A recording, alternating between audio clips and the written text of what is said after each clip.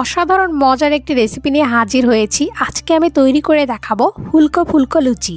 খুব অল্প সময়ে আমি আজকে লুচি তৈরি করে দেখাবো। যারা লুচি তৈরি করতে পারে না তারাও এই রেসিপিটি দেখার পরে লুচি তৈরি করতে পারবেন খুব ইজিভাবে।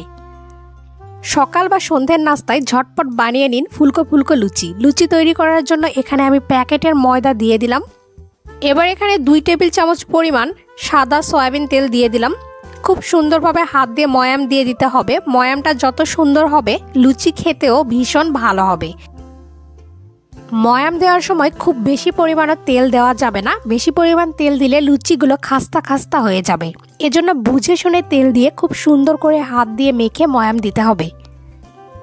তেল দিয়ে ময়াম দেওয়া পারফেক্ট হয়েছে কিনা তা দেখে নেওয়ার জন্য হাত দিয়ে চাপা দিলে যখন লুচির ময়দাগুলো খুব সুন্দরভাবে আটকে যাচ্ছে, বোঝা যাচ্ছে, তখন বুঝতে হবে ময়াম দেওয়া একদম পারফেক্টভাবে তৈরি হয়ে গেছে।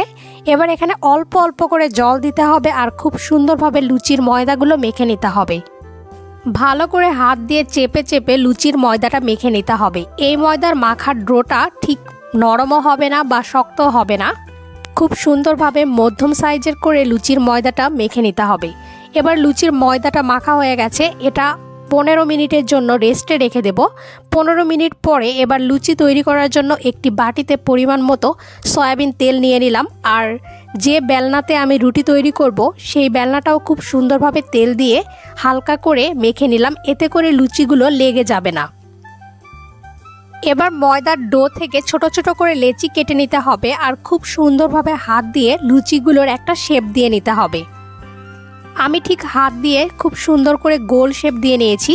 ঠিক এভাবে সবগুলো লুচির ময়দাগুলো একটা শেপ দিয়ে নিতে হবে। এরপর লুচিগুলো তৈরি করে নিতে হবে। আপনারা এখনও যারা আমার চ্যানেলটি সাবস্ক্রাইব করেননি তারা প্লিজ চ্যানেলটি সাবস্ক্রাইব করে ফেলবেন।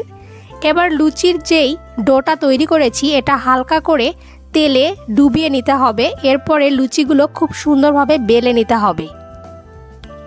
একইভাবে সবগুলো লুচি খুব সুন্দরভাবে বেলে নিতে হবে। আমি খুব সুন্দর করে গোল গোল করে সবগুলো লুচি তৈরি করে নিচ্ছি।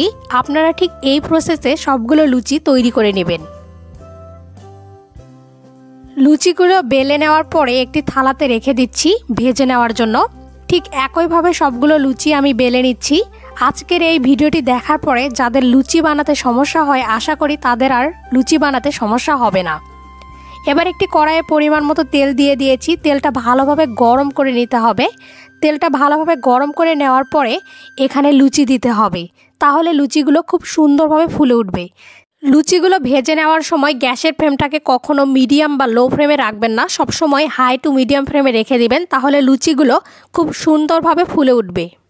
লুচিতে ময়াম একদম পারফেক্টভাবে হয়েছিল, এজন্য লুচিগুলো তেলের ভেতর দেওয়াতেই খুব সুন্দর করে ফুলে উঠছে।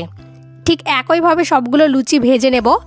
আজকের এই পারফেক্ট লুচি বানানোর ভিডিওটি আপনাদের কাছে কেমন লাগলো তা অবশ্যই আমাকে জানাবেন। এখনও যারা আমার চ্যানেলটি সাবস্ক্রাইব করেননি তারা প্লিজ চ্যানেলটি সাবস্ক্রাইব করে ফেলবেন। আমি ঘরোয়া রেসিপিগুলো অনেক সহজভাবে দিয়ে থাকি। আশা করি এই ভিডিওগুলো আপনাদের কাছে ভালো লাগে। ভিডিওটিতে অবশ্যই একটি লাইক দেবেন। ধন্যবাদ সবাইকে।